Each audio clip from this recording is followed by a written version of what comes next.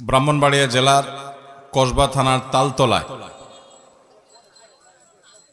আজকে একটি চমৎকার দিনী আয়োজন হচ্ছে।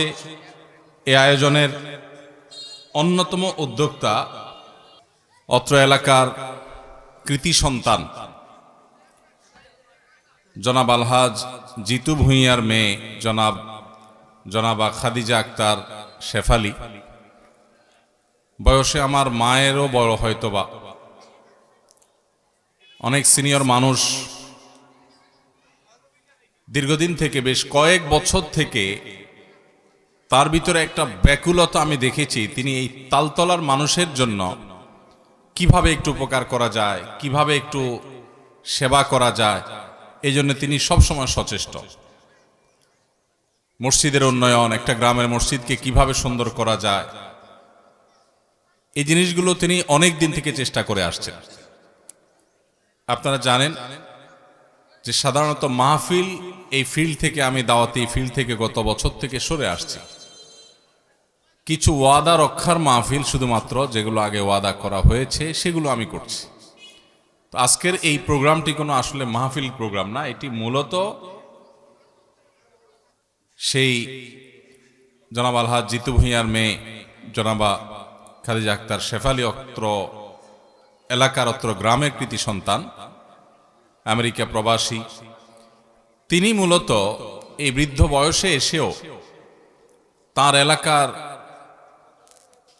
মানুষের কল্যাণে যে সমস্ত কাজ করে চলেছেন, তার মধ্যে থেকে একটা কাজ হলো কোরআনে কারিমের কম্পিটিশন, ছাত্রদের জন্য সাধারণ জ্ঞানের কম্পিটিশন। এটা একটা ভালো উদ্যোগ। এখানে অত্র এলাকার বিভিন্ন মাদ্রাসার হাফেজ ছাত্ররা কম্পিটিশনে অংশগ্রহণ করেছে। আলহামদুলিল্লাহ, তাদেরকে পুরস্কৃত করা হয়েছে এবং তাদের হাতে মূল্যবান সম্মাননার স্মারক তুলে দেওয়া হয়েছে। মূলত এই কাজটার জন্য তার অনুরোধে আমার এখানে আসা। ঢাকার অন্য সব ব্যস্ততা ঠেলে এখানে চলে আসা মূলত তার মধ্যে যে কল্যাণকামিতার অকল্পনীয় এবং অভাবনীয় যে সদিচ্ছা, তিনি যে একটা ভালো কিছু করার জন্য চাচ্ছেন, সেজন্য তার সে চাওয়াকে শ্রদ্ধা দেখিয়ে আমি পরপর এই ৩-৪ বছর যাওয়া প্রতি বছরই দেশের অন্য কোথাও যেতে না পারি, এখানে আমার আসতেই হয়। আমরা দোয়া করি আল্লাহ তাআলা আমাদের এই বোনকে দীর্ঘ হায়াত দান করুন, বলুন আমিন। আল্লাহ তাআলা তার নেক হায়াতকে বৃদ্ধি করে দিন এবং তার বাবা মার রুহের আল্লাহ তাআলা মাগফিরাত নসিব করুন। তারা এখানে শায়িত আছে আমরা জানি। আর এই তালতলার মাটিকে আল্লাহ তাআলা তাওহীদের জন্য কবুল আর মঞ্জুর করুন। এই মাটিকে আল্লাহ তাআলা সুন্নতে রাসূলের জন্য কবুল এবং মঞ্জুর করুন। এখানে উপস্থিত আছেন অত্র এলাকার মান্যগণ্য ব্যক্তিবর্গ, সিনিয়র ব্যক্তিবর্গ, ওলামায়ে কেরাম।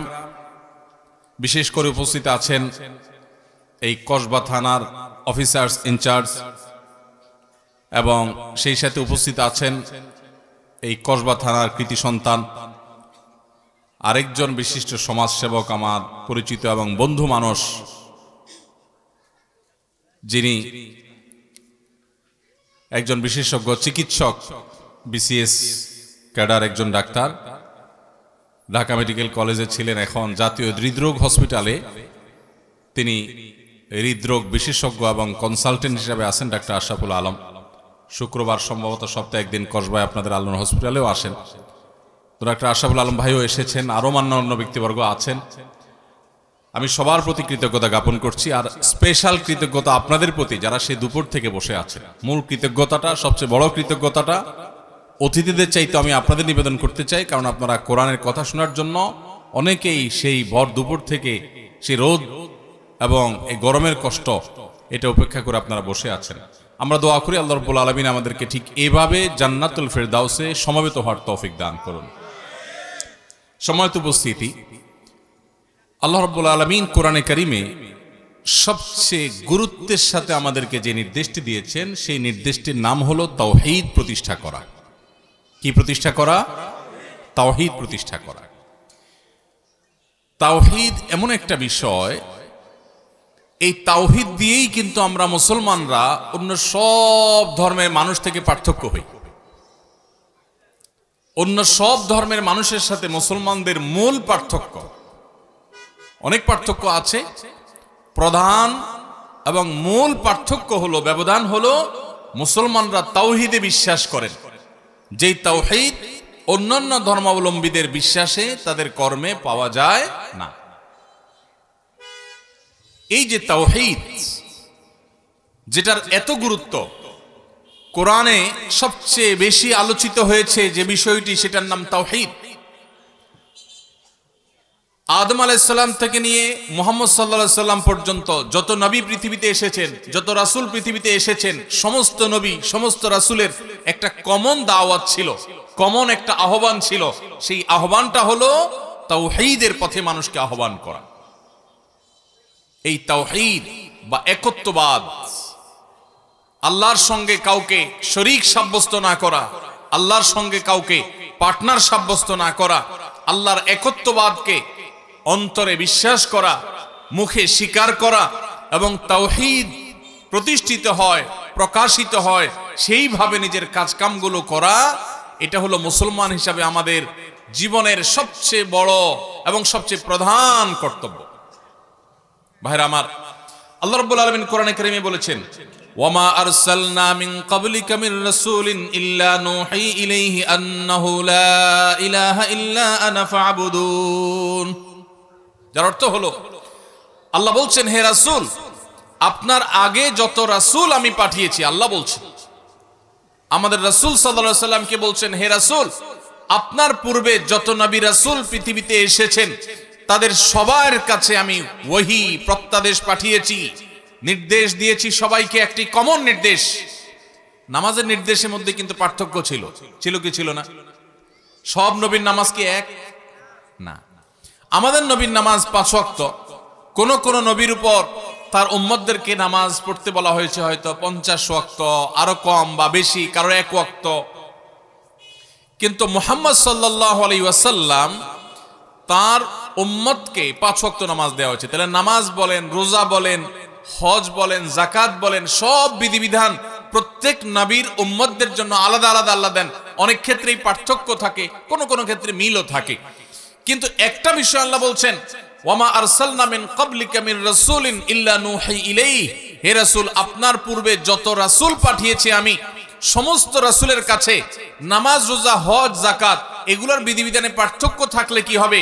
একটি নির্দেশ ছিল কমন সবার জন্য, যেটা বাধ্যতামূলক ছিল, সেটা হলো আন্নাহু লা ইলাহা ইল্লা আনা ফা'বুদুন। আল্লাহ ছাড়া ইবাদতের, গোলামির, দাসত্বের, মাবুদ হওয়ার, ইলাহ হওয়ার উপযুক্ত আর কেউ হতে পারে না। এটার নাম তাওহীদ। এটার নাম কি ভাই? তাওহীদ। এই তাওহীদ, এটা যেন প্রতিষ্ঠিত তারা করেন, এই নির্দেশটা আল্লাহ রাব্বুল আলামিন সমস্ত নবী রাসূলকে দিয়েছে। তাহলে এই আয়াত থেকে বোঝা গেল, সমস্ত নবী রাসূলদের কমন মিশন ছিল, সবার একটা মিশন ছিল, যে মিশনে কোনো পার্থক্য ছিল না। সব নবী রাসূলগণ তাওহীদের দাওয়াত দিয়েছেন। সব নবীরাই বলেছেন, ইয়া আইয়ুহান নাস, হে লোক সকল, হে মানুষ সকল, হে আল্লাহর বান্দারা, কুলু লা ইলাহা ইল্লাল্লাহ তুফলিহু। সমস্ত নবী রাসূলগণের দাওয়াত ছিল, তোমরা সবাই বলো, আল্লাহ ছাড়া কোনো ইলাহ নাই, আল্লাহ ছাড়া কোনো মাবুদ নাই, আল্লাহ ছাড়া কোনো উপাস্য, ইবাদতের উপযুক্ত আর কেউ হতে পারে না। এই দাওয়াতটা আল্লাহ তাআলা সব নবী রাসূলকে কমন দিতে বলেছেন।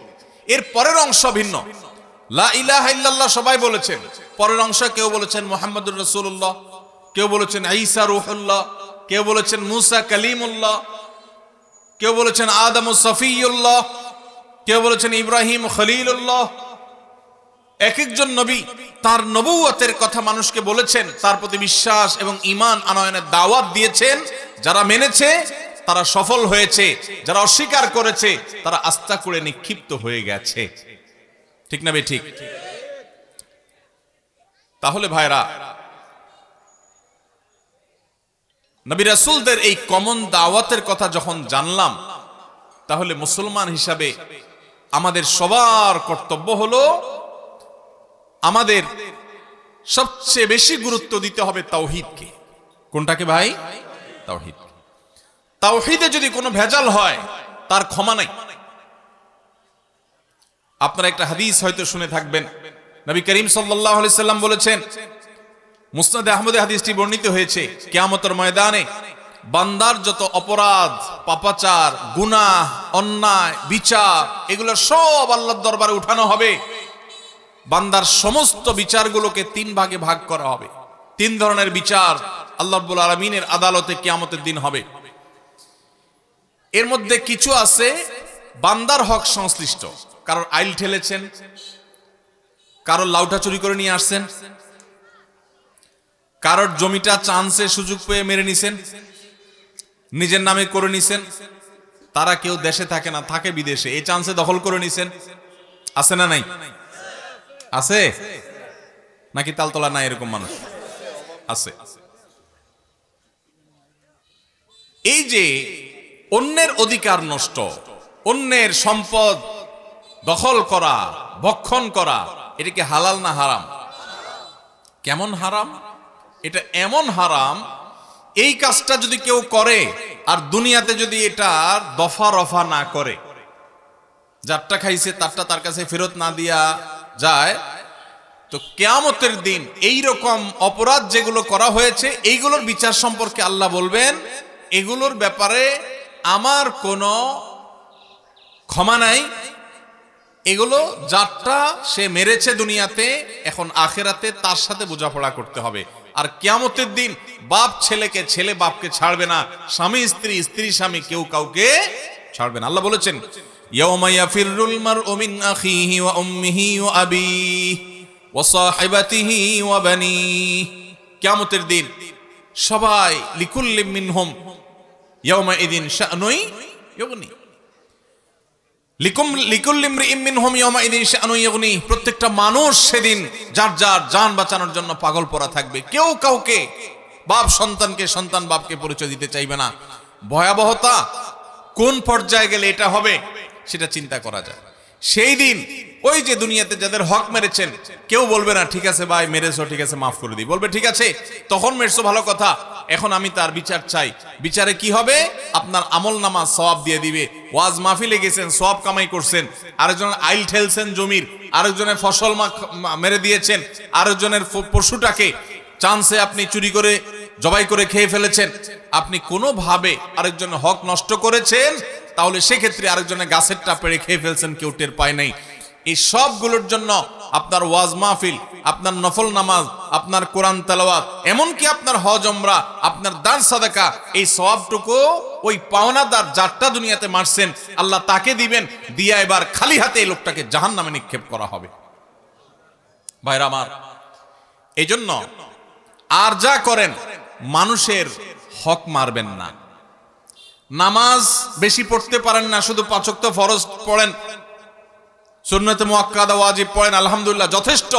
আখিরাতে মুক্তির জন্য নফল নামাজ না পড়লেও মুক্তি হতে পারে, কিন্তু যদি নামাজে পড়েন আইলো ঠেলেন, নামাজে পড়েন আরেকজনের জমির জিনিসপত্র দখল করেন, আরেকজনের গাছের নারিকেলটা, সুপারিটা, ডাবটা, আমটা, জামটা চান্সে নিয়ে নিছেন, কেউ টের পায়নি, নিয়ে আইসা খায়া এরপর ওযু করে সুন্দর করে নামাজ চলে আসছেন, আল্লাহু আকবার। ওয়াজ মাহফিল আইসা বসে আছেন সেই দুপুর থেকে, কোনো লাভ হবে? কোনো লাভ হবে না। মুসনাদে আহমদের হাদিস থেকে আমরা জানতে পারলাম, নবী সাল্লাল্লাহু আলাইহি সাল্লাম বলেছেন, কিয়ামতের দিন বান্দার হক নষ্ট করে যারা আসবে এদের কোনো ক্ষমা নাই, কোনো ক্ষমা হবে না। তাহলে 3 ধরনের বিচার হবে। কয় ধরনের মামলার বিচার হবে কিয়ামতে? 3 ধরনের। একটা হলো বান্দার হক, এটার কোনো ক্ষমা নাই। আর আরেকটা হলো আল্লাহর হক। আল্লাহর হক কোনটা? নামাজটা পড়ছেন, একটু ভেজাল ছিল, রোজাটা রাখছেন, ভালো করে রাখতে পারেন নাই, কোরআন তেলাওয়াত করছেন, একটু ভুলভাল হয়ে গেছে, এগুলো আল্লাহ চাইলে মাফ করতে পারেন, আর না চাইলে শাস্তি হতে পারে। এটা আল্লাহ তাআলা নিজের হাতে রাখছেন। আর 3 নম্বর মামলা হলো তাওহীদে যদি ভেজাল থাকে সেই মামলা। কেউ যদি শিরিক করে যায় তাহলে এইটার ব্যাপারেও এই হাদিসে নবী সাল্লাল্লাহু আলাইহি সাল্লাম বলেছেন যে কিয়ামতের ময়দানে আল্লাহ রাব্বুল আলামিন এই মামলা সম্পর্কে বলবেন, বিনা হিসাবে, বিনা শুনানিতে সরাসরি জাহান্নাম। যদি কেউ শিরিক করে, তাওহীদ এর উল্টাটা হলো শিরিক। তাওহীদের উল্টাটা কি ভাই? শিরিক। আল্লাহ তাআলা সব সহ্য করলেও আল্লাহর সঙ্গে শিরিক করাটাকে আল্লাহ সহ্য করেন আল্লাহ কোরআনে বলেছেন, ইন্নাল্লাহা লা ইয়াগফিরু আন ইউশরাকা বিহি ওয়া ইয়াগফিরু মা দুনা যালিকা লিমান ইয়াশা। আল্লাহর সঙ্গে যদি কেউ শিরিক করে আল্লাহ এইটা মাফ করবেন না, তবে শিরিক ছাড়াও অন্য কোনো অপরাধ করলে আল্লাহ যাকে ইচ্ছা তাকে মাফ করে দেন। এজন্য ভাইরা, আমরা শিরিক থেকে বেঁচে থাকবো তো ইনশাআল্লাহ। কখনো কোনো অবস্থাতেই আমরা শিরিক করব না, তাওহীদ ঠিক রাখবো। নবী করিম সাল্লাল্লাহু আলাইহি সাল্লামকে আল্লাহ তাআলা বলেছেন, হে রাসূল, ওয়ালাকাদ উহিয়া ইলাইকা ওয়া ইলাল লাযিনা মিন ক্বাবলিক, হে রাসূল, আপনার এবং আপনার আগে সমস্ত নবী রাসূলদের কাছে কমন ওহী পাঠানো হয়েছে, লা ইন আশরাকতা লা ইয়াহবাতান্না আমালুক ওয়া লা তাকুনান্না মিনাল খাসিরিন। যদি আপনিও শিরকে লিপ্ত হন, নবী তো কখনো শিরকে লিপ্ত হইতে পারবেন না, হবেন না, তিনি তো মাসুম। আল্লাহ তাআলা শুধু বোঝার জন্য বলছে যে যদি শিরকে লিপ্ত হন আপনি, কথার কথা, বা কেউ যদি শিরকে লিপ্ত হয়, লা ইয়াহবাতান্না আমালুক, তাহলে আপনার আমল পর্যন্ত বরবাদ হয়ে যাবে। নবীও যদি নবী শিরকে লিপ্ত হতে পারেন না, যদি শিরকে লিপ্ত হয় তাহলে আল্লাহ রাব্বুল আলামিন বলেছে আপনার আমলও বরবাদ হয়ে যাবে। যত নামাজ পড়েন, রোজা রাখেন, হজ করেন, উমরা করেন, দান করেন, সাদাকা করেন, ওয়াজ মাহফিল করেন, ওয়াজ মাহফিল শুনেন, কোরআন তেলাওয়াত করেন, সব বরবাদ হয়ে যাবে যদি আপনি শিরকে লিপ্ত হন, এবং আপনি ক্ষতিগ্রস্ত হয়ে যাবেন, আপনার কোনো লাভ হবে না, আখিরাত পুরো বরবাদ হয়ে যাবে যদি শিরিক হয়। এজন্য তাওহীদ ঠিক রাখতে হবে, শিরিক থেকে বেঁচে থাকতে হবে। নবী করিম সাল্লাল্লাহু আলাইহি সাল্লাম বলেছেন, কোন মানুষ যদি আল্লাহর ইবাদতের মধ্যে কোনো পার্টনার সাব্যস্ত না করে, এখানে যদি কেউ কোনো প্রকার শিরিক না করে, কোনো প্রকার আল্লাহর তাওহীদের বিরোধী কাজ না করে, তখন আল্লাহর উপরে আবশ্যক হয়ে যায় এই লোকটাকে জাহান্নামের শাস্তি না দিয়ে জান্নাত দেওয়া। আল্লাহর হক হলো শিরিক ছাড়া আল্লাহর ইবাদত হবে, শিরিক ছাড়া আল্লাহর ইবাদত হবে। এটা কার হক? আল্লাহর হক। আপনি এই কাজটা করছেন তো আল্লাহর মেইন হক আদায় করে ফেলেছেন। আর আল্লাহর এই হক যদি কেউ আদায় করে, তখন বান্দার হক হয়ে যায় আল্লাহর কাছে তাকে জান্নাত দেওয়া। এজন্য আমরা শিরক থেকে বেঁচে থাকবো তো ইনশাআল্লাহ। ভাইরা আমার, তাওহীদ এর কথা বলছিলাম যে তাওহীদ হলো আল্লাহর একত্ববাদ প্রতিষ্ঠা করা। আমরা গোলাম কার? আল্লাহর। যদি বলেন যে আল্লাহও লাগে সাথে ইল্লাহও লাগে, শিরিক হলো। কি হলো? শিরকি কথা হলো। ঈমান হয়তো এই ধরনের কথা ডাইরেক্ট চলে যাবে না, কিন্তু কথাটা জঘন্য। আমরা অনেক সময় বলি আগে আল্লাহ পিছে আপনি, মানে আল্লাহ তো আছেই, আবার আপনারও দরকার আছে। আল্লাহর কি ঠেকা আছে কোনো? আল্লাহ ডাইরেক্ট পারে না? পারে কি পারে না? আল্লাহ ডাইরেক্ট দেন না সাধারণত, সেটা ভিন্ন বিষয়, এটা আল্লাহর সিস্টেম। কিন্তু আল্লাহ কোনো কোনো সময় ডাইরেক্ট দেন। পৃথিবীতে বাবা ছাড়া সন্তান হয় না, কিন্তু আল্লাহ তাআলা হইয়ে দেখিয়েছেন না, দেখেন নাই? কে সে? ঈসা আলাইহিস সালাতু ওয়াস সালাম। তাহলে বোঝা গেল ঈমানদার, তাওহীদে বিশ্বাসী ঈমানদার, তিনি ইবাদত করবেন, ইলাহ বানাবেন শুধু কাকে? আল্লাহকে। এই জন্য যখন কসম হবে, এই কসম হবে কার নামে? শুধু আল্লাহর নামে। মায়ের কিরা, বাপের কিরা, দেশের কিরা, 14 গোষ্ঠীর কিরা, মাটির কিরা, তমুকের কিরা, আছে না নাই? কিরা খাওয়া, কসম খাওয়া আছে ব্রাহ্মণবাড়িয়াতে। এগুলো শিরক। মানত হবে কার জন্য? কোন বাবার দরবারের জন্য মানত হবে না। সেজদা হবে কাকে? কেবলার দিকে সেজদা হবে, কিন্তু সেজদা হবে কার উদ্দেশ্য করে? আল্লাহকে উদ্দেশ্য করে। আমরা নামাজে প্রত্যেক রাকাতে বলি ইয়্যাকা না'বুদু ওয়া ইয়্যাকা নাস্তাঈন, আল্লাহ তোমারই ইবাদত করি আর তোমার কাছেই সাহায্য চাই। আল্লাহু আকবার। ইবাদত করি কার? সাহায্য চাই কার কাছে? এখানে সাহায্য চাওয়া বলতে অলৌকিক সাহায্য চাওয়া, অলৌকিক ক্ষমতা, এটা আল্লাহ ছাড়ার কারণ নাই, তার কাছেই শুধু সাহায্য চাই। আর ইবাদত যখন করব শুধু আল্লাহকেই নিবেদন করব। সেজদা এটা ইবাদত নাকি ইবাদত না? বুঝেন না আপনারা? সেজদা কি ইবাদত না? ইবাদত, বড় ইবাদত। এই সেজদা কাকে হবে? যদি কেউ আল্লাহকেও সেজদা করে মসজিদে গিয়ে, আবার কোন কবরে গিয়েও সেজদা করে, কোন পীর সাহেব জীবিত হোক মৃত হোক ওনাকেও সেজদা করে, এটার নাম শিরক। এটার নাম কি? এই কাজ যদি কেউ করে সে মুশরিক হয়ে যায়, ইসলাম থেকে বের হয়ে যায়। তারে মানুষ মুসলমান মনে করতে পারে, আল্লাহর খাতায় সে মুসলমান থাকে না। কারণ যেই সিজদা সে আল্লাহকে নিবেদন করছে, একই সিজদা সে কবরওয়ালাকে নিবেদন করছে। এইটা আল্লাহ সহ্য করেন না কোরআনে, সেটা আল্লাহ বারবার বলেছে। এই জন্য ভাই, আর কিছু করতে পারেন আর না পারেন, দুইটা জিনিস, এক হলো তাওহীদ ঠিক রাখবেন, শিরিক করবেন না। 2 নম্বর হলো ইবাদত বন্দেগী আল্লাহ যতটুকু তৌফিক দেন মেন সবগুলো তো অবশ্যই করবেন। এর পাশাপাশি কোন মানুষের হক নষ্ট করবেন না। এই দুইটা জিনিস যদি মাথায় রেখে চলতে পারেন, কোরআন এবং হাদিস পাঠ করার পর আমার ক্ষুদ্র জ্ঞান বলছে, কোরআন এবং হাদিসের একজন ছাত্র হিসাবে আমি আমার কোরআন হাদিসের নলেজের আলোকে নির্যাস আপনাকে বলতে পারি, জান্নাতে যাওয়ার পথে আপনার বড় কোনো বাধা নাই ইনশাআল্লাহ। চেষ্টা করা যাবে না ইনশাআল্লাহ? হে আরশে আজিমের মালিক, আপনি আমাদের সবার তাওহীদটাকে মজবুত করার তৌফিক দান করুন। আমরা যখন আমল করব, রাসূলের সুন্নাত দেখে দেখে আমল করব। আমার নবীজি কিভাবে করেছেন, কিভাবে করতে বলেছেন, আমরা অনুসরণ করি। আমাদের মডেল কে? মুহাম্মদ সাল্লাল্লাহু আলাইহি ওয়াসাল্লাম। আমাদের ইবাদত এটা হবে সুন্নাহ সম্মত, আর আমাদের ঈমান হবে তাওহীদ সম্মত। শিরিক মুক্ত ঈমান, বেদাত মুক্ত আমল, তাওহীদ যুক্ত ঈমান আর সুন্নাহ যুক্ত আমল, এটাই হলো নাজাত এবং আল্লাহর কাছে আখিরাতে মুক্তির মূল মন্ত্র। গোটা কোরআন জুড়ে, নবী সাল্লাল্লাহু আলাইহি ওয়াসাল্লামের হাদিসের বিশাল ভান্ডার জুড়ে এই কথাটাকেই বিভিন্নভাবে বলা হয়েছে। আমি অত্যন্ত সংক্ষেপে অল্প সময়ে ওই নির্দেশটা আজ আপনাদের সামনে তুলে ধরার চেষ্টা করলাম। পুরো গোটা ইসলামের নির্দেশটাই হলো এই, যে আমি বান্দার কোনো হক নষ্ট করব না, আমার ঈমানের মধ্যে ভেজাল ঢুকতে দেব না। আমল বেশি করতে পারি আর না পারি, যেটুকু করব সুন্নাত অনুযায়ী করব, বেদাত মন গড়া পদ্ধতিতে করব না। বাপ দাদার 14 গোষ্ঠী কি করছে এটা দেখব না, কোরআন হাদিসে কি আছে সেটা দেখব। ঠিক না বে ঠিক? বাপ দাদার 14 গোষ্ঠী দেখবেন না, কোরআন হাদিস দেখবেন।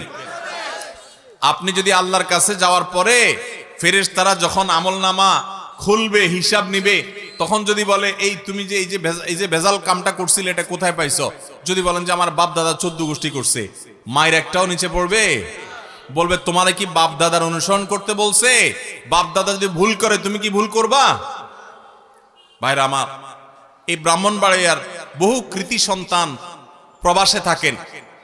তাদের কষ্টার্জিত টাকা রেমিটেন্সের আকার হয়ে আমাদের দেশের অর্থনীতির চাকাকে সচল করে। ঠিক না বে ঠিক? কি কষ্ট প্রবাসীরা করে আমি দেখেছি নিজের চোখে। নিজে ভালো করে খায় না, বাড়িতে একটু টাকা পাঠায়। আমরা তো বসে বসে এখানে মোসা তাও দিয়ে খাই, ঠ্যাংয়ের উপরে ঠ্যাং তুলে খাই, টোটো কোম্পানির ম্যানেজারই করি, চা দোকানে বসে আড্ডা মারি, কারণ ছেলে বিদেশ থাকে, ভাই বিদেশ থাকে। কত কষ্ট তারা করে এটা আমরা চিন্তা করি না। এই যে ব্রাহ্মণবাড়িয়ার কৃতি সন্তানরা অনেকে প্রবাসে থাকেন, সৌদি আরবে থাকেন, তারা সেখান থেকে রেমিটেন্স পাঠান। সেগুলো দিয়ে আমাদের এই অর্থনীতির চাকা সচল হয়, বিরাট ভূমিকা রাখেন তারা এখানে। বিশেষ করে ব্রাহ্মণবাড়িয়ার লোকজন মিডল ইস্টে, সৌদি আরবে অনেক আছে, প্রচুর পরিমাণে আছে। হয়তো আপনাদের তালতলায়ও আছে, আছে না নাই? বরং ঘরে ঘরে খুঁজলে পাওয়া যাবে। এই যে আমরা ভেজাল মুক্ত আমলের কথা বলছি আর শিরিক মুক্ত ঈমানের কথা বলছি, এই শিরিক মুক্ত ঈমান আর ভেজাল মুক্ত আমল এইটা এতটা গুরুত্বপূর্ণ যে কেউ যদি আপনাকে বিদেশ থেকে টাকা পাঠায়, অল্প পাঠায় কিন্তু পিওর পাঠায়, স্বর্ণ পাঠাইছে আপনার ছেলেটা, পরিমাণে অল্প পাঠাইছে কিন্তু পিওর, আরেকজনে অনেক পাঠাইছে কিন্তু নকল বা ভেজাল, আপনি কি অল্পটাতে খুশি হবেন না ভেজাল বেশিটাতে খুশি হবেন? আল্লাহ রাব্বুল আলামিন বান্দার অল্প আমলে খুশি যদি বান্দার সে আমলটা ভেজাল মুক্ত হয়। কি মুক্ত হয়? ভেজাল মুক্ত হয়। আর যদি ভেজাল দিয়ে ভরা হয় তাহলে অনেক আমল করলেও তার 2 পয়সার কোনো লাভ, আল্লাহর কাছে তার কোনো মূল্য। এই জন্য ভাইরা আমার, আমরা চেষ্টা করব আমাদের আমলকে বেদাত মুক্ত করতে, ভেজাল মুক্ত করতে, সুন্নাহ মেনে মেনে চলব। আর আমাদের ঈমানটার মধ্যে যেন কোনো শিরিক না ঢুকে। আপনার ব্যবসা বাণিজ্যে উন্নতি হচ্ছে না, উন্নতি দেওয়ার মালিক কে? উন্নতি দেওয়ার মালিক কে ভাই? আল্লাহ। এখন আপনি যদি কোনো মাজারে গিয়ে, মাজারে যিনি শায়িত আছেন তার কাছে যা বলেন, খাজা বাবা আমার সন্তান হচ্ছে না, একটা সন্তান দেন, যেই সন্তান আল্লাহর কাছে চাওয়ার কথা ওইটা যদি কবরের কাছে, কবরওয়ালার কাছে যায় চান, এর নাম শিরিক। এর নাম কি? এই শিরিক আল্লাহ সহ্য করেন না। ভাইরা আমার, এই জন্য আমাদেরকে শপথ করতে হবে, আমাদেরকে নিয়ত করতে হবে, আমরা যেই কোনো মূল্যে নিজেদেরকে, নিজেদের পরিবারকে, আমাদের সমাজকে শিরিক মুক্ত করার চেষ্টা করব ইনশাআল্লাহ। আমাদের যে সমস্ত ভাই বোনরা ভুলে আছেন তারা আমাদেরই ভাই, তাদেরকে আমরা বুঝাবো যে কোন অবস্থাতে আমরা শিরিক করতে পারি না। কোন কবরওয়ালা, কোন মাজারওয়ালা, কোন পীর সাহেব, কোন আল্লাহর ওলি তিনি কি মানুষের সন্তান, ব্যবসা বাণিজ্য, রাজনৈতিক উন্নতি, বাহ্যিক উন্নতি, আখিরাতের উন্নতি এগুলো কোনটা দেওয়ার ক্ষমতা রাখেন? সকল ক্ষমতার মালিক কে? আল্লাহ রাব্বুল আলামিন। আমাদের প্রিয় নবী সাল্লাল্লাহু আলাইহি সাল্লাম আল্লাহর রাসূল, তিনি আল্লাহর স্বয়ং রাসূল, তার সাথে আল্লাহর ওহী পাঠান আল্লাহ তাআলা তার কাছে। সেই রাসূলের কাছে পর্যন্ত সাহাবীরা কখনো গিয়ে নিজের ছেলে মেয়ে, ব্যবসা বাণিজ্য এগুলোর উন্নতি চান নাই, দোয়া চাইছেন। আমরা জীবিত কোনো আল্লাহওয়ালা, নেককার, আলেম ওলামা, হুজুর, মুরব্বী সবার কাছে দোয়া চাইতে পারি, কিন্তু দোয়া করব কার কাছে? যদি কবরে যায় দোয়া করি ঈমান থাকবে? কবরে যায় সিজদা করলে ঈমান থাকবে? কবর এটা সিজদা দেওয়ার জায়গা না, এটা ফুল দেওয়ার জায়গা না, এটা মোমবাতি জ্বালানোর জায়গা না। মোমবাতি দিবেন গরিবের ঘরে। মোমবাতি কোথায় দিবেন? যার ঘরে আলো নাই সেখানে মোমবাতি দিবেন। কবরে মোমবাতি জ্বালাইলে কার লাভ হবে? যিনি কবরে শায়িত আছেন উনি যদি জান্নাতি হন, আল্লাহর ওলি হন, তো আপনার মাটির উপরের মোমবাতি তার দরকার নাই। আল্লাহ মাফ করুক, লোকটা যদি খারাপ মানুষ হয়, জাহান্নামী হয়, তাহলে কোন কবরের উপরে মোম কেন? হেজাক লাইট জ্বালাই দিলে, আপনি আরো 1000 ভোল্টেজের লাইট জ্বালাই দিলেও তার কবরে সেই আলো যাবে। তাহলে আমাদেরকে যদি লাইট জ্বালাইতে হয় তাহলে গরিবের ঘরে একটা বাল্ব কিনে দিব, একটা মোমবাতি কিনে দিব, তাদের বাচ্চা কাচ্চা পড়ালেখা করতে পারবে, তারা রাতের অন্ধকার থেকে বাঁচতে পারবে, সেটা করব। মসজিদে যাইতে অন্ধকার পথে একটু লাইট লাগাই দিব, এটা কাজে আসবে, ওই কবরে না। ঠিক না? আমি ঠিক? আল্লাহ আমাদেরকে বুঝার তৌফিক দান করুন। আপনারা কি আমার কথা মনে কষ্ট পাচ্ছেন? ভাইরা আমার, আমি শুধু কোরআন হাদিসের কথাগুলো আপনাদের কাছে শেয়ার করছি। আমি চাই আল্লাহ তাআলা আমাকেও জান্নাত দেখ, আপনাকেও জান্নাত দেখ। আমি চাই আজকে এই ব্রাহ্মণবাড়িয়ার কসবা থানার তালতলার মাটিতে আমরা যেরকম হিফজুল কোরআনের প্রতিযোগিতার জন্য আমরা এটাকে কেন্দ্র করে একত্রিত হয়েছি, এখানে এলাকার মান্যগণ্য ব্যক্তিবর্গ, থানার ওসি সাহেব আছেন, ডক্টর আশরাফুল আলম অত্র এলাকার কৃতি সন্তান তিনি আছেন, মুরব্বীরা আছেন, আপনারা অনেক দূর দূরান্ত থেকে এসেছেন। আমি বিশ্ববিদ্যালয়ের শিক্ষক আছেন, অনেক পর্যায়ের লোকজন আছেন, বিভিন্ন পর্যায়ের লোকজন আছেন। আমি আপনাদের কাছে আজ আকুল আকুতি করে গেলাম, আপনাদের সারা জীবনের প্রচেষ্টা হওয়া উচিত আপনার নিজেকে, আপনার পরিবারকে, আপনার সমাজকে, আপনার এলাকাকে শিরিক মুক্ত করতে হবে ইনশাআল্লাহ। চেষ্টা করা যাবে তো ইনশাআল্লাহ? যুবক ভাইরা সমাজের ভালো চাইবেন, সমাজের কল্যাণ সাধন করবেন। আপনারা এদেশের মানুষকে নতুন বাংলাদেশ উপহার দিয়েছেন, আপনাদের অবদান এদেশে মানুষ যুগ যুগ ধরে স্মরণ করবে। কিন্তু এদেশের মানুষকে আপনাদের দেওয়ার আরো বাকি আছে। সেই দেওয়ার অংশ হিসেবে মুসলমান যুবক হিসেবে প্রথম আপনার নিজেকে, এরপর পরিবারকে, তারপর আপনার সমাজকে শিরিক থেকে মুক্ত রাখা, আল্লাহর তাওহীদের পথে রাখা আপনাদের কর্তব্যের অংশ। ঠিক না? ঠিক। আমি দোয়া করি আল্লাহ রাব্বুল আলামিন আমাদের সবাইকে শিরিক মুক্ত ঈমান আনার তৌফিক দান করুন। আমরা কিভাবে শিরিক করি আমি কিছু এক্সাম্পল দেওয়ার চেষ্টা করলাম। কবরে সিজদা দেওয়া শিরিক। কবর যিনি শায়িত আছেন তার কাছে ছেলে মেয়ে, ব্যবসা, টাকা পয়সার উন্নতি চাওয়া শিরিক। শিরিক মানে পার্টনার সাব্যস্ত করা। আল্লাহর কাছে যেটা আল্লাহর জন্য উপযুক্ত ওইটা অন্য কারোর জন্য করলে এটার নাম কি হয়? শিরক। এই শিরক সম্পর্কে আল্লাহ বলেছেন শিরক করলে কিন্তু সব আমল বরবাদ হয়ে যাবে, আর শিরকের গুনাহ আল্লাহ মাফ করবেন না। আর যা করেন শিরক করে দুনিয়া থেকে যাবেন, চেষ্টা করা যাবে না ইনশাআল্লাহ। এটা আমার কথা না, কোরআনের কথা। আপনি প্রত্যেক রাকাতে বলতেছেন আল্লাহকে ইয়্যাকা না'বুদু ওয়া ইয়্যাকা নাস্তাঈন, আল্লাহ শুধু তোমারই ইবাদত করি, শুধু তোমার ইবাদত করি, আর কারণ না। আপনি আবার সিজদা দেন কবরে গিয়ে, তাহলে শুধু আল্লাহর ইবাদত হলো? আপনি যে আল্লাহর কাছে চান, আবার যে মাজারেও চান, শুধু আল্লাহর কাছে চাওয়া হইলো, শুধু আল্লাহর ইবাদত হইলো? এই জন্য আমরা এইসব শিরক থেকে বেঁচে থাকবো তো ইনশাআল্লাহ।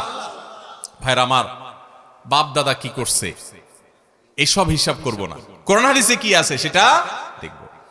আমি প্রবাসীদের কথা বলতে গিয়ে অন্যদিক চলে গেছি, ওইটা শেষ করি। এখানে যারা প্রবাসে গেছেন, অনেক প্রবাসী ভাই আছেন, তার বাবা কৃষক মানুষ, ঠিক না বেঠিক? কৃষক হওয়া কি ভালো না খারাপ? কত বড় ভালো, এটা নিয়ে আমার আজকে কথা বলার সময় নাই। আমি অন্য একদিন অন্য কোথাও কথা বলবো কৃষি কাজের ফজিলত সম্পর্কে। আমি ঢাকা এক জায়গায় বসবাস করি, আমার বাসার পাশে একটা খালি প্লট, একজন ডাক্তার সাহেব আছেন আমার প্রতিবেশী, ওনার ডাক্তার সাহেবের কাছ থেকে প্লটটা নিয়ে সেই প্লটটাতে আমরা চাষাবাদ করি। আমাদের ড্রাইভার সাহেব, আমরা সবাই সেখানে পরিশ্রম করি, ক্ষেত কোপানো, নিড়ানো, সব কাজ করি। 18-19 পদের সবজি আমরা করি আমাদের ক্ষেতে, আমি নিজে কাজ করি। গতকালকে না যেন আজকে আমি যখন বের হচ্ছি, বের হওয়ার আগেও একবার শেষবার ক্ষেতটা দেখে তারপরে সে সম্পর্কে কিছু বলে তারপরে আমি বাসা থেকে বের হই। তো এই যে কৃষি কাজ, এটার অনেক গুরুত্ব আছে, সেটা ভিন্ন বিষয়। কিন্তু আমি বলছি অনেক ভাইয়েরা বিদেশ চলে গেছেন চান্স পায়া, অথচ ওনার বাপ কৃষক মানুষ। কৃষি কাজ করা ভালো কাজ, সব ঠিক আছে, কিন্তু বিদেশ গেলে টাকা একটু বেশি আসবে, এই আশায় তিনি বিদেশ চলে গেছেন। কই ওই প্রবাসী ভাই তো বলেন নাই আমার বাপ যেহেতু কৃষক, আমার দাদা যেহেতু কৃষক, অতএব আমি কৃষি কাজই করবো, আমি বিদেশ যাব কেন? এটা কি কেউ বলে? কেউ বলে কোনোদিন? আমার বাপ উনি রিক্সা চালক, এটা কোনো দোষের বিষয় না, কিন্তু যেহেতু আমার বাপ রিক্সা চালক, আমি রিক্সাই চালাবো, আমি গাড়ি চালাবো না, এটা বলে কেউ কোনোদিন? আমার বাপ মা যেহেতু তারা ভাত আর সাদা মাঠা তরকারি খেয়ে জীবন পার করছে, তারা যেহেতু একটা বাঁশের ঘর অথবা টিনের ঘরে ছিল, আমার বাপ মা টিনের ঘর করছে, আমি কেন বিল্ডিং করব, আমি টিনের ঘরেই থাকবো, এইরকম মানুষ পাইছেন আজ পর্যন্ত? তো দুনিয়াটা তো আমরা সব 16 আনা বুঝি, দিনের বেলা আসলে বলি কি বাপ দাদা যেহেতু করছে আমি সেটাই করব। কি বলেন? এই যে বাপ দাদা যেহেতু করছে অতএব এর বাইরে আর যাব না, এই যুক্তি কি সঠিক না ভুল? বাপ দাদা যেটা করছে আমার সেটা করতে হবে, এটা কখনো সঠিক হতে। বাপ দাদার ভালোগুলো অবশ্যই ধরে রাখতে হবে, বাপ দাদা যদি ভুল করেন সেটাকে বাদ দিতে হবে, ধরে রাখা যাবে। আল্লাহ আমাদের সবাইকে তাওহীদকে ঘরে ঘরে তাওহীদের আলোকে উজ্জ্বল করার, প্রজ্বলিত করার তৌফিক দান করুন। এই ব্রাহ্মণবাড়িয়ার মাটিকে আল্লাহ তাআলা তাওহীদের জন্য কবুলের মঞ্জুর করুন। বাংলাদেশের মাটিকে আল্লাহ তাআলা তাওহীদের জন্য কবুলের মঞ্জুর করুন। আমাদের ব্যক্তিগত জীবনে তাওহীদের বাইরে যেন শিরকে আমরা না যাই, আল্লাহ সেই তৌফিক দান করুন। আমাদের সমস্ত কিছু, সব কিছু যার কাছ থেকে আসবেন তিনি কে? আল্লাহ রাব্বুল আলামিন। অনেক ভাইরা আছেন রাসূলকে পর্যন্ত আল্লাহর পর্যায়ে নিয়ে যান, কবরে যারা শাহীদ আল্লাহর ওলি নেককার, ওনাদেরকে তো নয়, এমনকি আল্লাহর রাসূল সাল্লাল্লাহু আলাইহি ওয়াসাল্লাম, তিনি আমাদের রাসূল, তাকে আল্লাহ পাঠিয়েছেন কেন? তাকে দেখে দেখে অনুসরণ করার জন্য। তাকে যদি আল্লাহর সমান সাব্যস্ত করি, এটাও শিরক হবে। এটাও কি হবে? শিরক হবে। আল্লাহর রাসূল সাল্লাল্লাহু আলাইহি সাল্লাম নিজেও গোলাম ছিলেন কার? আল্লাহর। আমরা বলি আশহাদু আল্লা ইলাহা ইল্লাল্লাহ ওয়া আশহাদু আন্না মুহাম্মাদান আবদুহু ওয়া রাসূলুহু। আমরা সাক্ষ্য দিচ্ছি যে আল্লাহ ছাড়া কোনো মাবুদ নাই, আর মুহাম্মদ সাল্লাল্লাহু আলাইহি সাল্লাম আল্লাহর বান্দা এবং তাহলে আল্লাহর গোলাম। মুহাম্মদ সাল্লাল্লাহু আলাইহি সাল্লাম আল্লাহর কি? মুহাম্মদ সাল্লাল্লাহু আলাইহি সাল্লাম তিনি নিজেই বলেছেন যে আমি যদি ওহী জানতাম, আমি যদি আপনার গায়েব জানতাম, তাহলে লাস্তাকসারতু মিনাল খায়র, তাহলে আমার কোনো অসুখ বিসুখ বিপদ আপদ হইতো না। উহুদের যুদ্ধে নবী সাল্লাল্লাহু আলাইহি সাল্লামের গায়ে আঘাত লাগছে না লাগে নাই? উনি যদি গায়েব জানতেন যে ওনার কাছে আঘাত আসবে, তাহলে উনি তো ওখান থেকে সরে যেতেন, ঠিক না ঠিক? তো কোরআনে এই কথাই বলেছেন, আল্লাহ রাব্বুল আলামিন তার রাসূলকে বলেছেন, হে রাসূল আপনি বলে দেন লাউ কুনতু আ'লামুল গায়বা, যদি আমি গায়েব জানতাম, লাস্তাকসারতু মিনাল খায়র, তাহলে অনেক কল্যাণের মালিক আমি হতাম এবং আমার কোনো ক্ষতি আমাকে স্পর্শ করতো না, কোনো বিপদ আমার আসতো না জীবনে। তাহলে রাসূল সাল্লাল্লাহু আলাইহি সাল্লাম, তাকে রাসূল হিসাবে আমরা সবচেয়ে বেশি মর্যাদা দিব এবং তিনি আমাদের সবার মাথার তাজ। তাকে আমরা দেখে দেখে তিনি যেভাবে নামাজ পড়েছেন ওইভাবে পড়বো, যেভাবে রোজা রেখেছেন সেভাবে রোজা রাখবো, তার সিরাতকে অনুসরণ করব। কিন্তু তাই বলে প্রার্থনাটাও আমরা রাসূলের কাছে করব। অনেক ভাইরা আছেন আল্লাহর সাথে রাসূলকে মিলায়া বলেন, এভাবে বলেন যে আল্লাহ রাসূলের ইচ্ছা, আসলে কি আল্লাহ রাসূলের ইচ্ছা হয় না আল্লাহর ইচ্ছায় হয়? শুধু রাসূলের ইচ্ছায় হয়।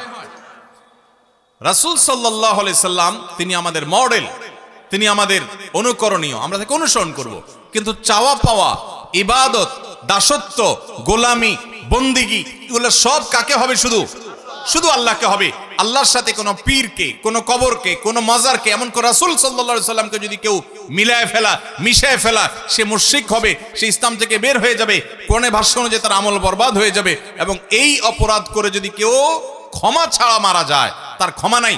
আর যদি কেউ ক্ষমা চেয়ে ইস্তেগফার করে তওবা করে মারা যায়, তাহলে আবার ক্ষমা আছে। যারা এত পূর্বে তাওহীদ ভঙ্গ করেছেন, শিরক করেছেন, তারা আল্লাহর কাছে মাফ চাইলে আল্লাহ তাআলা মাফ করবেন। এই জন্য আমরা তাওহীদকে সমুন্নত রাখবো তো ইনশাআল্লাহ। বহু মুসলমান আছি আমরা তাওহীদ চর্চা করি, আবার শিরক চর্চা করি। শিরক যদি মিশে যায় তখন সেই তাওহীদ আর তাওহীদ থাকে না। ওটা দেখতে তাওহীদ মনে হয়, আল্লাহর কাছে এটা তাওহীদ আর থাকে না। তাওহীদ মানেই হলো ওয়াহিদ, ওয়াহদানিয়ত, এটা প্রতিষ্ঠা করা, একত্ববাদ প্রতিষ্ঠা করা। বিধায় আমরা শিরক থেকে বেঁচে থাকবো তো ইনশাআল্লাহ। কবর, মাজার কেন্দ্রিক যত রকমের শিরক আছে, এসব অনাচার থেকে আমরা বেঁচে থাকবো তো ইনশাআল্লাহ। আল্লাহ কেন শিরককে এত অপছন্দ করেন? কারণ আল্লাহ চান আল্লাহর বান্দা আল্লাহ ছাড়া কারো গোলামি করবে না। এটা মানুষের জন্য সম্মানের, গৌরবের, যে মানুষ আল্লাহ ছাড়া কারোর গোলামি, যদি আল্লাহর গোলামি করার পাশাপাশি আরেকজন মানুষের গোলামি করেন, পাথরের গোলামি করেন, মূর্তির গোলামি করেন, তাহলে এটা আপনার জন্য অপমান, মানবতার জন্য অপমান। যে মানবতার কপাল একটা মূর্তি, একটা পাথর, একটা মানুষের সামনে নত হয়েছে। আল্লাহ চান আমাদের এই কপাল শুধু আল্লাহর জন্য রিজার্ভ থাকবে, আর কারোর সামনে নত হবে। আমাদের সকল ভালোবাসা আল্লাহর জন্য, সর্বোচ্চ ভালোবাসা আল্লাহর জন্য নিবেদন হবে। ভালোবাসা আল্লাহর জন্য, শত্রুতাও। আমরা তো আজকাল দলের কারণে, গোষ্ঠীর কারণে, নানা কারণে ভালোবাসি। আমরা এক দলের লোক, অতএব আমরা একজন একজনকে ভালোবাসি। ভালোবাসা হবে কিসের খাতিরে? আপনি আল্লাহর বান্দা, আমিও আল্লাহর বান্দা, এই জন্য আপনাকে ভালোবাসি। আপনি আল্লাহর দুশমন, আমি সেজন্য আপনাকে ঘৃণা করি। তাহলে আল্লাহর জন্য ভালোবাসা হবে, ঘৃণাও হবে কার জন্য? আল্লাহর জন্য। আল্লাহ আমাদের সবাইকে এই তাওহীদকে আমাদের জীবনে ঘরে ঘরে সারা জীবন আমল করার তৌফিক দান করুন, প্রতিষ্ঠা করার তৌফিক দান করুন। ভাইরা আমার, এখানে ধরেন আপনাদের এলাকার এমপি সাহেব আসছেন। এখন তো বর্তমানে কোন সংসদ সদস্য নেই, সংসদ ভেঙে দেওয়া হয়েছে। ধরুন সংসদ নির্বাচন হলো, এমপি সাহেব আসছেন। এমপি সাহেব এই মাহফিলে আসার পর এই এলাকার যদি চৌকিদার সাহেব, ওনার জন্য একটা চেয়ার রাখা হয় এমপি সাহেবের মতো, এরকম দুইটা চেয়ার এখানে আছে পাশাপাশি। একটাতে এমপি সাহেবকে বলা হলো এমপি সাহেব বসেন, আরটাতে একজন চৌকিদার সাহেবকে এনে বসানো হলো। দুইটা ফুলের মালা আনা হলো, একটা এমপি সাহেবের গলা দেওয়া হলো, একটা চৌকিদার সাহেবের গলা দেওয়া হলো। এমপি সাহেবের যা যা সম্মান দেওয়া হলো তা সম্মান চৌকিদার সাহেবকে দেওয়া হলো। দুইটা ক্রেস্ট আনা হলো, সমান সমান দেওয়া হলো। এই কাজটার পর এমপি সাহেবের কাছে কেমন লাগবে? এমপি সাহেব খুব খুশি হয়ে যাবে না যে আপনারা এত উদার মানুষ?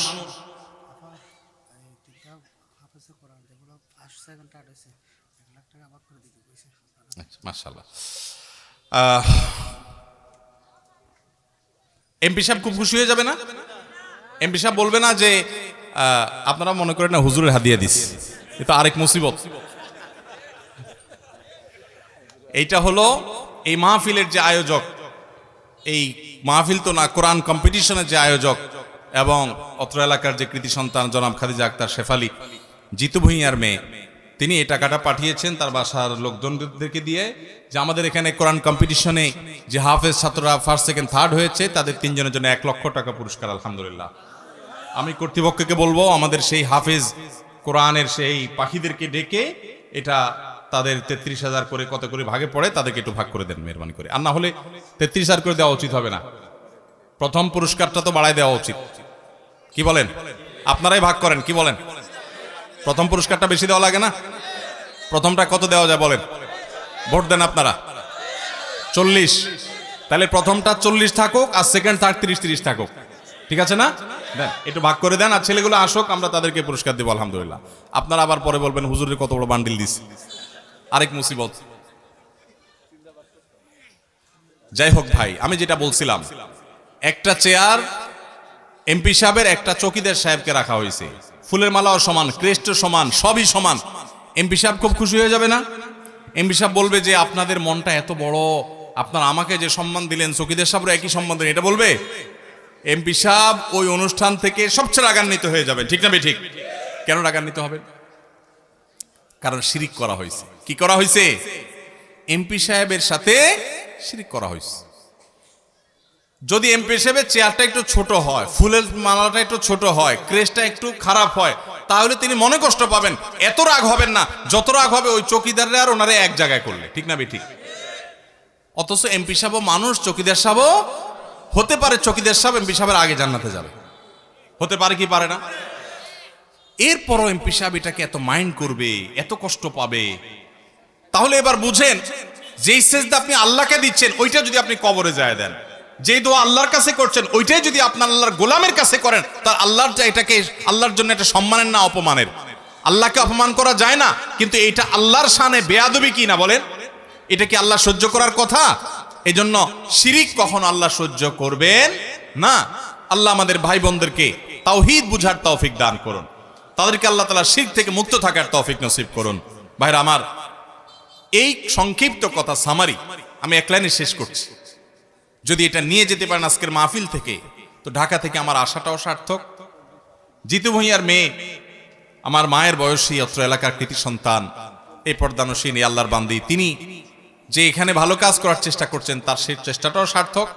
আপনার এলাকার মান্যগণ্য ব্যক্তিবর্গ, বিশ্ববিদ্যালয় শিক্ষক থেকে নিয়ে সাধারণ মানুষ পর্যন্ত যারা এই আয়োজনকে বাস্তবায়ন করার জন্য সময়, শ্রম, বুদ্ধি, মেধা দিয়েছেন, আমাদের থানা পুলিশ থেকে ওসি সাহেব সহ ওনারা নিরাপত্তার দায়িত্ব নিয়োজিত ছিলেন, যে যেভাবে কাজ করেছেন সবার প্রচেষ্টা সার্থক হবে যদি আমরা কিছু নিয়ে যেতে পারি।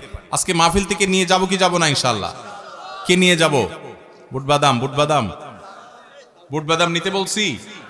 সামারি দিচ্ছি আমি ভাই, সামারি। কি সামারি? পুরো বক্তব্যের খোলাসা, নির্যাস হলো ভাইরা আমার। নাম্বার 1, ঈমান, তাওহীদ, এটাকে পিওর রাখবো, নির্ভেজাল রাখবো।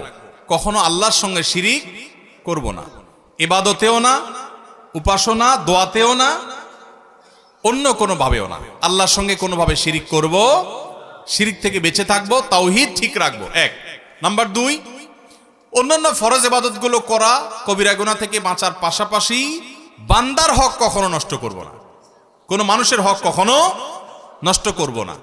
মনে থাকবে তো ইনশাআল্লাহ? এবং আল্লাহ সুবহানাহু ওয়া তাআলার কাছে দোয়া করব, চেষ্টা করব নিজে যেরকম তাওহীদের উপরে প্রতিষ্ঠিত আছি, আমার পরিবার, সমাজ, যে মানুষটা শিরকে লিপ্ত তাকে আদরের সাথে, মায়ার সাথে, মহব্বতের সাথে বুঝাবো, ভাইরে শিরকের কোনো ক্ষমা নাই, তাকে নসিহত করব, উপদেশ দিব, হেদায়েতের পথে আনার চেষ্টা করব। একজন মানুষকে যদি শিরকের পথ থেকে আপনি সরায় নিয়ে আসতে পারেন, নবী সাল্লাল্লাহু আলাইহি ওয়াসাল্লাম বলেছেন, লা ইয়াহদিয়াল্লাহু বিকা রাজুলান ওয়াহিদান খায়রুম মিল্লাকা মিন হুমুরিন নাম। আলী রাদিয়াল্লাহু আনহু বলেছেন, আলী, তোমার মাধ্যমে একজন মানুষ যদি ভুল পথ থেকে চলে আসে, তাহলে লাল ওটের মালিক হওয়া সবচেয়ে গৌরবের আরব মানুষের জন্য তার চেয়ে বেশি গৌরবের তোমার আখিরাত বিল্ড আপ হয়ে যাবে। এজন্য আমরা শিরক থেকে মানুষকে বাঁচানোর চেষ্টা করব ইনশাআল্লাহ। জীবনে কারো কোনো ক্ষতি করব না, হক মারব না ইনশাআল্লাহ। নিজে কোনো শিরক করব না, তাওহীদ ঠিক রাখবো। লা ইলাহা ইল্লাল্লাহ শুধু মুখে বললে হবে না, আমার আচরণ হবে তাওহীদের সাথে সঙ্গতিপূর্ণ, আমার কথা হবে তাওহীদের সাথে সঙ্গতিপূর্ণ, অন্য কোনো ভাবে না। আমাদের সবকিছু দেওয়ার মালিক, না দেওয়ার মালিক আল্লাহ তাআলা। চাওয়ার মালিক একমাত্র, চাওয়ার জায়গা একমাত্র কোথায়? আল্লাহ রাব্বুল আলামিন। আল্লাহ তাআলা আমাকে, আপনাকে, আমাদের সবাইকে আমল করার তৌফিক দান করুন। এই তালতলার কবরস্থান, এই মঞ্চের পাশেই কবরস্থান, আমি প্রায় জিয়ারত করি, দোয়া করি আল্লাহ তাআলা কবরবাসী সবাইকে মাগফিরাত নসিব করুন। এবং এই যে আল্লাহর বান্দি, এই যে হিফজ কম্পিটিশন করেছেন, এই যে আপনাদের দ্বীনি আয়োজন করেছেন, আল্লাহ তাআলা তার বান্দিকে নেক হায়াত দারাজ করুন, তার মা বাবাকে মাফ করুন।